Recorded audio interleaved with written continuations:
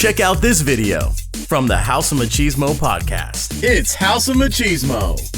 All right, guys. Before we go to break, I kind of wanted to bring this up. It's nothing bad for you guys and stuff, but I'm just letting you guys know that we've done maybe about close to 100 shows. Oh shit! Yes. Maybe about 100 shows. You weren't here for me, but I wasn't either. But we've done close to 100 shows, and I've always been here for every single one of the episodes. Quite frankly, because I live here. Sorry, the equipment is my stuff. Because you live here. Yeah, because I live here. But there's also one other member of the show that's always been here for every single episode, but he's no longer with us anymore. Oh, I was like, Oscar? And finally, I just want to acknowledge that my dog Champ has passed away. It's been a few weeks and all that, but I kind of wanted everybody to be here, before I say anything and all that. But I think he was about 17 years old, and he was a pretty big dog. Yes. For a pretty old dog for 17 years old. Yeah. He was a big dog. And for 17 years old, that's a really long time. Apparently, that's what I was told. How did you get Champ? Tell us how you got Champ. I got Champ because I was looking for a playmate for my other pit bull, who was named Eleanor, who had a lot of energy, and I felt bad leaving her alone because she didn't have anyone to play with. I could only take her out so many times, but she had a lot of energy. So I went looking for another dog, so that at least this way they can interact with each other and not get bored and actually, be friends. Mm-hmm. So I found him on the SPC website, and I thought, oh, look at him. I mean, I fell in love immediately because they had him in a bumblebee outfit. It was actually around Halloween time.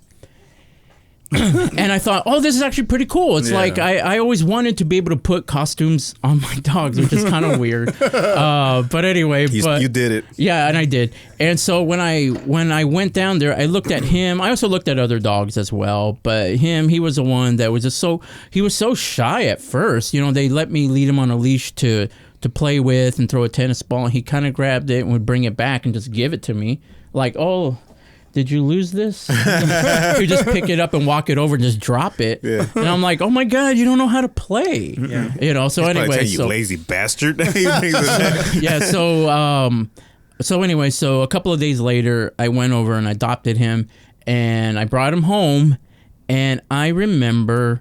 How old was he at this time? I think he was about 2, maybe a little under 2 years old. But he was a surrender. He was a surrender dog because the previous owner was moving to an apartment and they couldn't take him with him, which I think is a complete cop-out. But anyway, but I'm not looking at you, K-Rod, because I know you have your reasons. I understand. Yes. But anyway. My apartment didn't let my dog. But in any case, I brought him home and I introduced him to Eleanor. And immediately... Eleanor started lunging at him, and I'm like, oh, I don't know, I'm not introducing them right, and so I kept them separated for a few days, and every time I would walk Champ by on a leash, Eleanor, who was on a chain at the moment, we're talking about like a 50-foot chain, and she would try to lunge at him. And then finally I thought, I can't keep you guys separated anymore. So I said, Champ, you're just gonna have to you have to take I take Champ and I shove him into Eleanor. Oh, shit. And Eleanor tackles him, and I realized she wasn't aggressive. She wanted to play. She wanted to play. Yeah, so then they started playing. I'm like, perfect. So what started happening is that this is so interesting when it comes to nature. So Champ's tail was always down, meaning Eleanor's tail was always up. And so if the tail is up, that's more of a sense of dominance. So eventually I started noticing that Eleanor's tail started going more down. These are days after. Her tail was more down, his tail was more up. So then eventually Champ became the dominant dog.